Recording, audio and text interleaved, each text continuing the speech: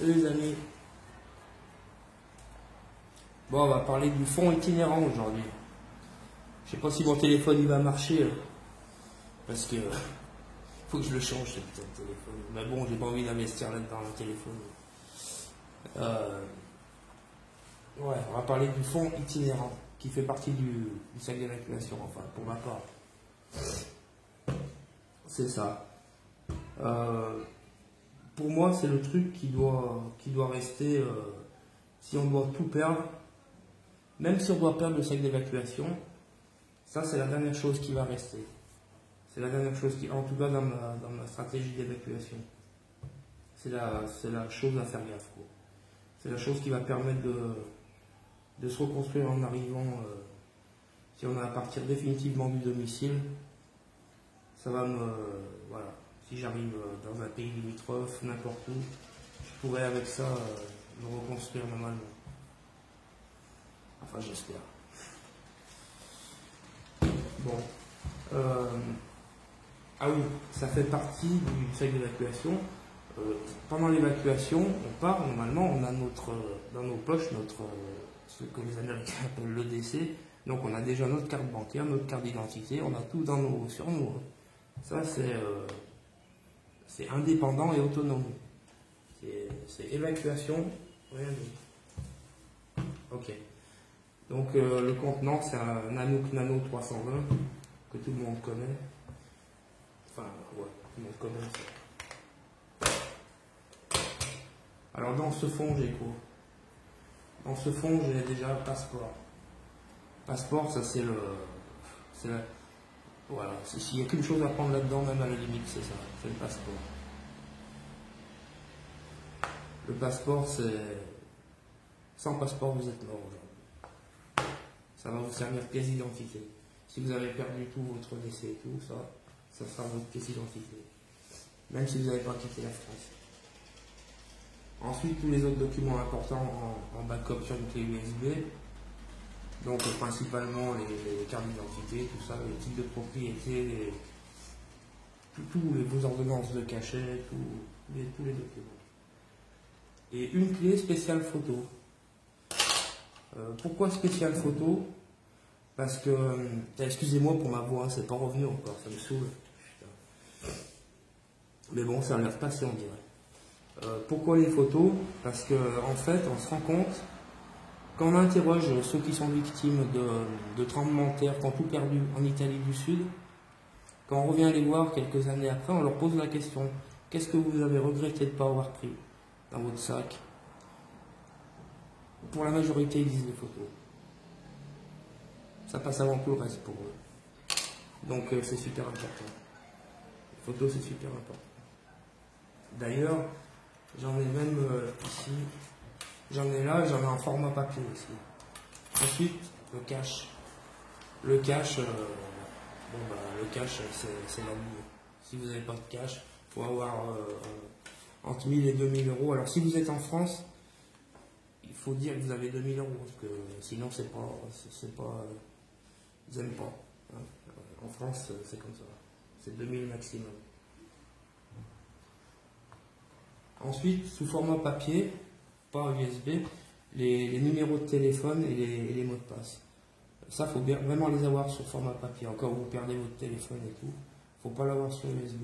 Et puis ici, quelques autres documents, dont les photos de mes gamins. Ça, la photo papier de vos gamins aussi, ça vaut toutes les vitamines du monde. Pour faire le dernier kilomètre. Surtout si, comme moi, vous avez du mal à... Moi, j'ai eu des soucis de santé. Ça te fait avancer, ça. Je peux te dire, ça te fait avancer plus que de la vitamine C. Marilyn Monroe. Ensuite, voilà, les métaux précieux. Le but, en fait, de ce truc, c'est de diluer le risque bancaire. Parce qu'en principe, pour chaque catastrophe, il s'ensuit en cascade des problèmes bancaires et monétaires. Donc d'avoir quelques pièces d'or. Moi, pour l'évacuation, je privilégie l'or. Je privilégie l'or à l'argent. Parce que, oui, j'en ai des différentes là. Parce que l'argent, pour moi, dans le volume, c'est pas, la valeur est pas stockée dans un assez petit volume. C'est bien l'argent, mais pas pour l'évacuation pour moi. Après maintes réflexions, hein, j'ai réfléchi longtemps. Et pour moi, c'est pas. Il y a certains pays qui n'aiment pas l'argent. Hein. Si vous êtes perdu au fin fond du Zimbabwe, vous sortez une pièce d'argent, ils s'en battent les couilles. Hein. Vous sortez ça, en revanche, là, vous dormez un mois là-bas tranquille. Ok. Donc, cash, métaux précieux et bien évidemment banque. Hein. La banque, ça doit rester la priorité. Hein. On n'est pas au Moyen-Âge, donc on va se servir en priorité de nos cartes bancaires. Mais encore une fois, la carte bancaire, on va essayer de rediluer encore le risque dans la carte bancaire. On va le diluer de plusieurs manières. On va le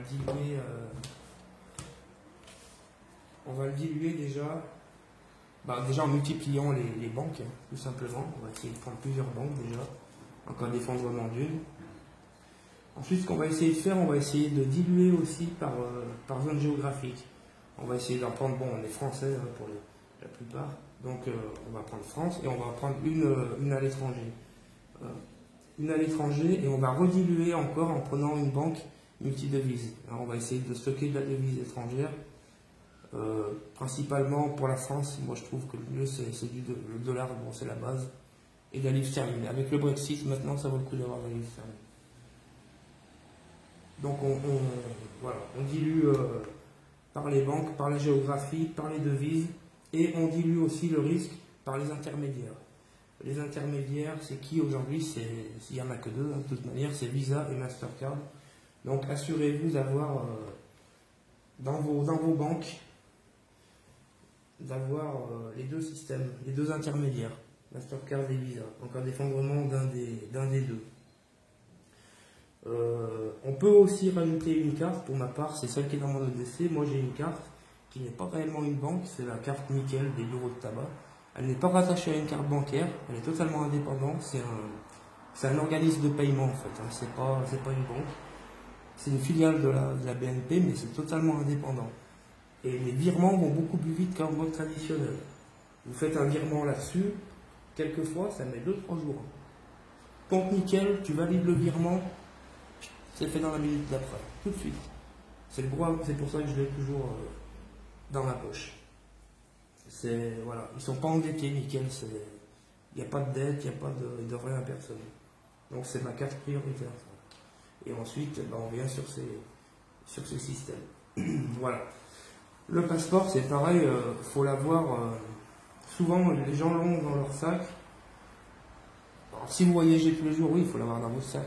Ça, c'est clair. Mais si, comme moi, vous voyagez peu ou pas, il faut l'avoir dans le sac d'évacuation. Pas un double. Vraiment le passeport. Vraiment l'original. Si vous arrivez avec un double, vous avez.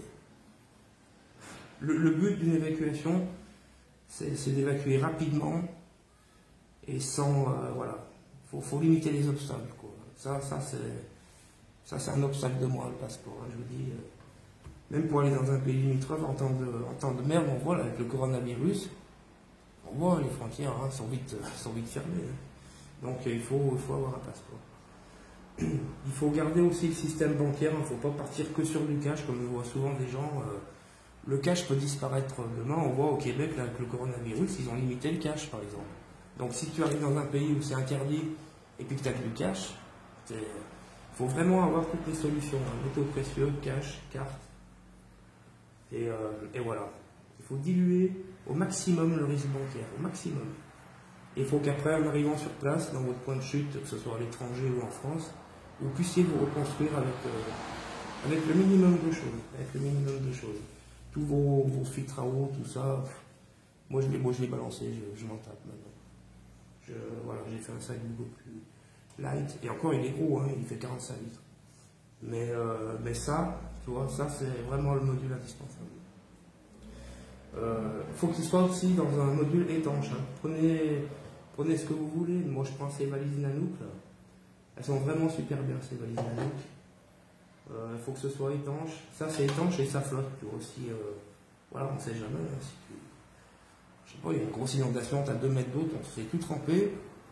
Ça, il ne faut pas que ça soit trempé, ça, sinon c'est cuit. Bon, voilà, réfléchissez là-dessus.